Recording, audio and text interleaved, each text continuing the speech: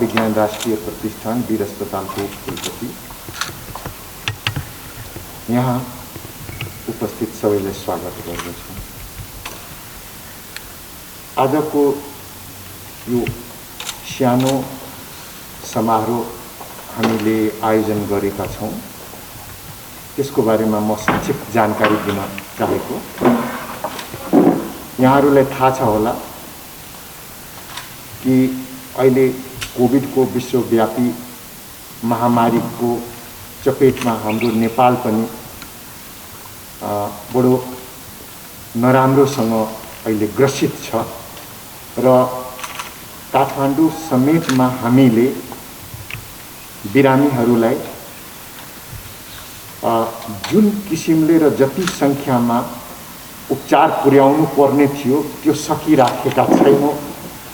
अस्पतालहरूले प्रयास गर्दा गर्दै पनि र त्यसमा चाहिँ स्रोत साधन, अस्पतालको बेड, उपकरण र सर्वोपरि अक्सिजनको अभाव चाहिँ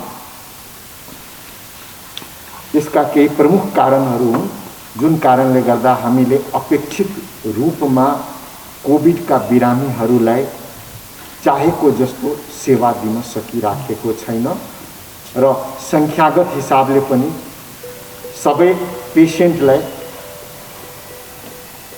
आवश्यक सेवा चाहिँ दिन अस्पतालहरू समर्थ छैनन्। यही सन्दर्भमा हामीले अनौपचारिक रूपमा विभिन्न संघ संस्था र उद्योगी व्यवसायीहरू समक्ष चाहिँ आफ्नो अनुरोध राख्यौं। त्यो बाहेक सरकारी निकायहरू समेतमा हामीले अनुरोध राखेका छौं। शनिबारकै दिन गत शनिबार हामी प्रधानमन्त्री निवासमा बैठकमा पनि स्रोत साधन इत्यादिको कमीको बारेमा कुरा गर्यौं र त्यसको समाधान कसरी हुन्छ त्यो बारेमा समेत छलफल गर्यौं र केही निर्णयहरू भएका छन् जुन कि कार्यान्वयनको स्थितिमा छ। र मलाई आज जानकारी दिँदा यहाँहरूलाई खुसी लाग्छ कि हाम्रो आवश्यकता र अनुरोधलाई हृदयंगम गरी चौधरी फाउन्डेसनले एउटा ठूलै सहयोग गर्ने इच्छा जाहेर गर्नुभयो र उहाँहरूले हामीलाई के दिँदा चाहिँ बढी उपयोगी हुन सक्छ त्यो पनि सोध्नु भयो र अहिलेको वर्तमान परिस्थितिमा हामीले आईसीयू को कोठा मात्र होइन, बेड, त्यसमा भेन्टिलेटर र अन्य उपकरणहरूको चाहिँ एकदमै तत्काल आवश्यकता छ, त्यो कुरा अनुरोध गर्यौं र त्यो बाहेक अक्सिजनको पनि हामी कहाँ निकै कमी छ र यी दुईटा कुराहरूको परिपूर्ति भएमा हामी चाहिँ लगभग 200 थप बिरामीहरूको लागि कोभिड उपचार दिन सक्छौं। हामीसँग बेड छ, ठाउँ छ यो भवनमा, तर चाहिँ मुख्य रूपले अक्सिजनको अभावमा चाहिँ हामीले त्यो बेडहरू सञ्चालन गर्न सकेका छैनौं। किनभने सबैलाई जानकारी होला कि कोभिडको बिरामीहरूलाई अक्सिजन चाहिएकै हुन्छ। जो अस्पतालमा भर्ना छन् बिना कुनै अपवाद प्रत्येक बिरामीलाई अक्सिजन चाहिएको हुन्छ र आजको दिनमा हाम्रो वीर अस्पतालको पुरानो बिल्डिङमा 100 कोभिड बिरामीको उपचार गर्ने क्षमता हामीले डेभलप गरेका थियौं, तर आजको डेटमा पनि हामी कहाँ त्यहाँ 173 बिरामी छन्। हामीले 200 सम्म बिरामी, 100 को क्षमता भएको ठाउँमा 200 सम्म बिरामीको उपचार गर्दैछौं र लगभग प्रत्येक दिन विगत केही दिनदेखि हामीले अक्सिजनको कमी चाहिँ भोग्नु परेको छ र त्यसको तत्कालिक समाधानको उपायहरू गर्दै हामीले बिरामीहरूको उपचार गर्दैछौं। यसमा स्वास्थ्य मन्त्रालय विभिन्न सङ्घ संस्थाले पनि हामीलाई सहयोग गरेकै हो।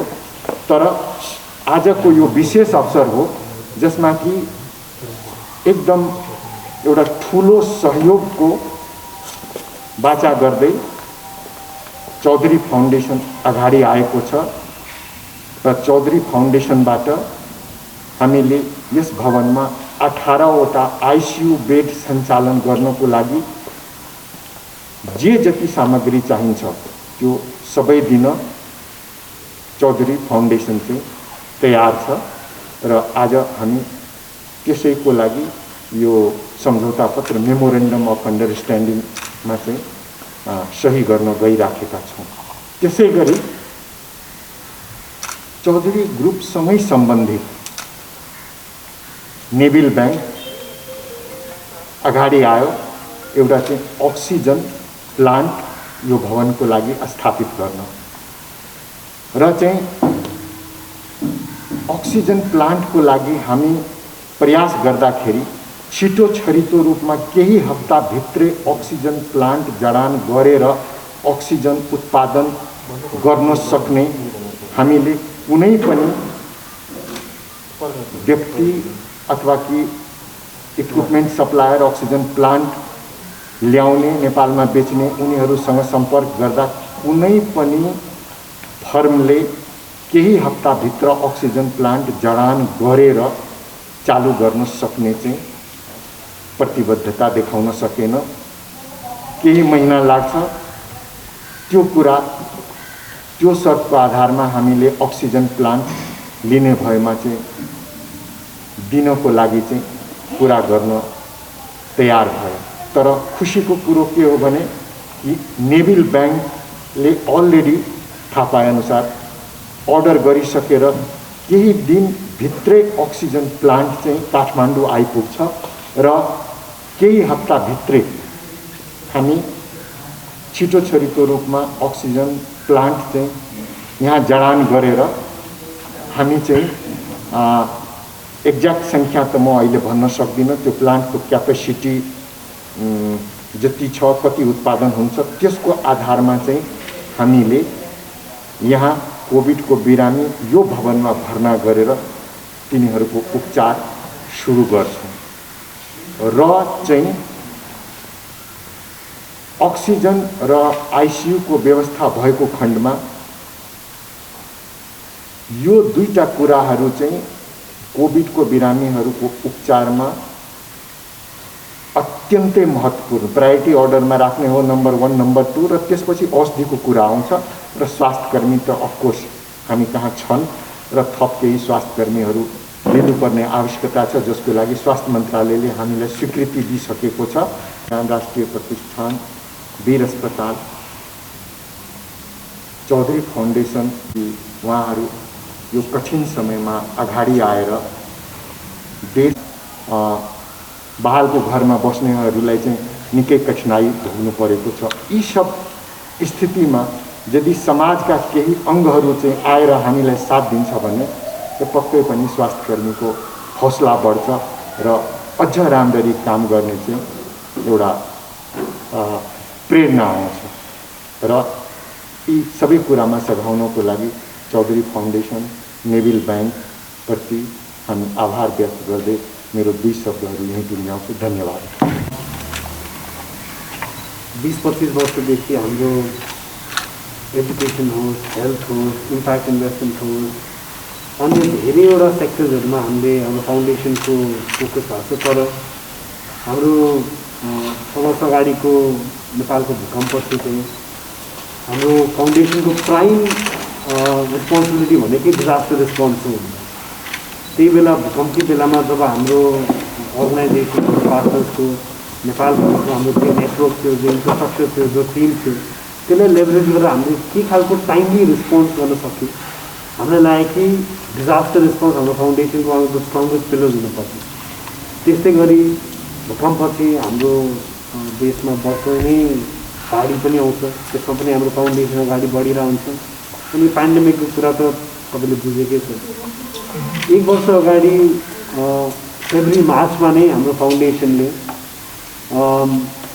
150 जति हेल्थ सेन्टर गभर्मेन्टको हेल्थ क्याम्प्सहरूमा गएर हामीले भेन्टिलेटर पिपी किट लगायत मास्क सबै कुराको वितरण र डिस्ट्रिब्युसन त्यही बेलादेखि गरिरहेको थियो। मलाई अहिले पनि याद छ कि फेब्रुअरी मार्च 2020मा जब हामीले भेन्टिलेटर र पिपी किट त्यो बेला सबै हेल्थ पोस्टहरूमा दिइरहेको थियो, मान्छेले भनौँ त्यहाँ बुझ्नै सकिरहेको थिएन कि यो चाहिँ के आवश्यकता छ भन्ने। तर डिजास्टर या पेन्डेमिकको अर्ली रिस्पोन्स र त्यसलाई प्रिएम्प्ट गरेर के प्रब्लम हुनसक्छ त्यसको सल्युसन ल्याउनु भनेको एउटा मलाई लाग्छ फिलान्थ्रोपिक अर्गनाइजेसनको एउटा कर्तव्य र एउटा अन्डरस्ट्यान्डिङ पनि हुन्छ। त्यस्तै गरी हामीहरूले हाम्रो प्रदीप फाउन्डेसनभित्र नै हामीले सोचिरहेको छौँ अनि इमिडिएट रिक्वायरमेन्ट के थियो हाम्रो काठमाडौँभित्र मात्र होइन कि अरू प्रोभिन्सेसहरूमा अनि अक्सिजन सिलिन्डर कन्सन्ट्रेटर प्लस जब हामीले डाक्टर साहब उहाँको टिमको कुरा गऱ्यौँ हाम्रो एउटा कन्फिडेन्स के आयो भने खालि एउटा वार्ड बनाइदिएर मात्र त्यसको राइट युज राइट इफेक्ट हुँदैन, त्यसको टिम र लिडरसिप पनि चाहिन्छ। जब हामीहरू कन्भिन्स भयो कि डाक्टर शाहको अन्तर्गत उहाँको टिमको जे हिसाबको एउटा कन्भिक्सन छ, जे हिसाबको एउटा अर्जेन्ट रिक्वायरमेन्टको लागि उहाँले हामीसँग कुरा गरेर जे हिसाबको हाम्रो डिस्कसन भयो, हामीलाई कन्फिडेन्स भयो कि यो वार्ड बनाएपछि उहाँले राम्रोसँग यसलाई चलाउनु पनि सक्नुहुन्छ। यत्रो ठुलो हस्पिटल पनि बन्नेछ। हाम्रो फाउन्डेसनबाट हाम्रो देशप्रति जे कन्ट्रिब्युसन हुन्छ हाम्रै आफ्नै हम्बल वेबाट त्यो जारी नै रहन्छ। हामीले गरि पनि रहेको छौँ, पहिला पनि गरेको थियौँ र अगाडि पनि गर्छौँ। अहिले पेन्डेमिकले गर्दा ठाउँमा काठमाडौँ मात्र होइन रिमोट एरियाजहरूमा रुरल एरियाजहरूमा अरू प्रोभिन्सेसमा पनि गाह्रो भएको छ। हाम्रो त्यहाँ पनि म्युनिसिपालिटी लोकल गभर्मेन्टसँग सहायता गरेर उहाँहरूको हस्पिटलमा पनि सिमिलर सपोर्ट दिन खोजिरहेको छौँ। त्यो हाम्रो प्रोसेस सुरु पनि भइसक्यो। टाइमली म्यानेज गरेर यो सबै रिक्वायरमेन्ट ल्याइदिनु भनेकै हाम्रो कोर स्ट्रेन्थ पनि हो अनि हामीले गर्न पनि त्यही। यति भन्दै म हाम्रो भन्न चाहन्छु भनेदेखि चाहिँ आज चाहिँ नाभिल ब्याङ्कले धन्यवाद भन्न चाहन्छ। धन्यवाद डाक्टर साहब र वीर हस्पिटलको टिमलाई यो मौका दिनुभएकोमा। किनभनेदेखि निर्वाण सरले भन्नुभयो जस्तै कुनै पनि कार्य गर्दाखेरि चाहिँ त्यो कार्यको पार्टनरसिप एकदम महत्त्वपूर्ण चिज हो। र पार्टनरले चाहिँ हामीले चाहिँ डिलिभर गर्ने हो, हामीले त्यो अक्सिजन प्लान्ट ल्याउने भनेको छौँ, तर जुन वीर हस्पिटलको टिमले चाहिँ त्यसलाई इन्स्टल गरिसकेपछि चलाउने जुन क्षमता छ उहाँहरूको, त्यो कारणले गर्दाखेरि चाहिँ यो मौका दिनुभएकोमा चाहिँ धेरै धेरै धन्यवाद हो सरलाई पनि र वीर हस्पिटलको टिमलाई पनि। त्यो सँगसँगै यो धन्यवादको क्रममा म एउटा कुरा स्पष्ट गर्न चाहन्छु। आज मेरो खल्तीमा पैसा होला, तर पैसा भए पनि न त मैले आइसियुको पलङ पाउँछु न त भेन्टिलेटर पाउँछु। त्यही भएर नाभिल ब्याङ्कसँग मात्रै यो क्षमता छ यो अक्सिजन प्लान्ट ल्याउनु पैसाको रूपमा भनेर म भन्दिनँ। तर हो, नाभिल ब्याङ्क यो देशको पहिलो जोइन्ट भेन्चर ब्याङ्क हो र हाम्रो जोइन्ट भेन्चर पार्टनर भनेको सिजी कर्प ग्लोबल हो, जुन चाहिँ चौधरी ग्रुपको इन्टरनेसनल मल्टिनेसनल कम्पनी हो। र सिजी कर्प ग्लोबलको चेयरम्यान हाम्रो विनोद चौधरी सर हुनुहुन्छ। विनोद चौधरी सरको पर्सनल प्रयासले गरेर यो मेसिन आज आउँदैछ। हामीले गएर पनि खोज्यौँ मेसिन ल्याउनलाई चाहिँ 2022 सालमा डेलिभरी हुन्छ भन्ने मेसिन अक्सिजन प्लान्टहरूको त्यो प्रड्युसरहरूले हामीलाई भनेको थियो। उहाँहरूको सिजी फाउन्डेसन विनोदजी हाम्रो टिम सबैजना लाग्यौँ, तर विनोदजी निर्वाण सरहरूको पर्सनल प्रयासले गरेर चाहिँ यो अक्सिजन मेसिन यति चाँडो आइरहेको छ ताकि हामी भन्न सक्छौँ यो मे महिनाको अन्तिमसम्ममा इन्स्टल भएर यो अक्सिजन यो बिल्डिङमा आइसक्छ। त्यो क्षमता भएको अरूसँग पनि यो क्षमता छ होला, तर त्यो जुन कनेक्सन्सहरू भएको छ त्यही भएर विनोद सरलाई चाहिँ म साँच्चै नै धेरै धन्यवाद भन्न चाहन्छु यो कार्यमा चाहिँ। त्यो सँगसँगै जुन नाभिल ब्याङ्कको टिम हुनुहुन्छ, नाभिल ब्याङ्कको टिमले चाहिँ जुन दिनका दिन काम गरेर जुन नाफा कमाउनु भयो, सबले भन्नुहुन्छ नाफाको त्यहीबाट CSR निस्केर यो आएको हो। तर त्यो सँगसँगै म आज चाहिँ यहाँहरूको थ्रु हाम्रो सबै स्टेक होल्डर्सलाई धन्यवाद भन्न चाहन्छु। किनभनेदेखि गर्व गर्नुहोस्, हाम्रो सेयर होल्डर हुनुहुन्छ, हाम्रो नाभिल ब्याङ्कमा खाता खोल्नु भएको छ, नाभिल ब्याङ्कबाट क्रेडिट कार्ड या अटो लोन या होम लोन लिनुभएको छ, या सानो व्यवसायको लोन लिनुभएको छ, या ठुलो कल कारखानाको लागि लोन लिनुभएको छ भने यहाँहरूको पनि यो अक्सिजन प्लान्टमा जे अलिकति ऊ भए पनि योगदान चाहिँ छ। त्यही भएर गर्व गर्नुहोला हाम्रो सबै स्टेक होल्डरले कि आज जुन अक्सिजन प्लान्ट वीर हस्पिटलमा नाभिल ब्याङ्कले राखिरहेको छ त्यसमा योगदान यहाँहरूको पनि छ। यहाँहरू हाम्रो सेयर होल्डर भए पनि, ग्राहक भए पनि, स्टाफ भए पनि यहाँहरूको योगदानले गरेर पनि आज यो प्लान्ट यहाँ आइरहेको छ। यो भन्दै चाहिँ again I would like to thank doctor Shah and Bir hospital team for giving us this opportunity. ब्याङ्कले पैसा कमायो भन्छ तर हामी अब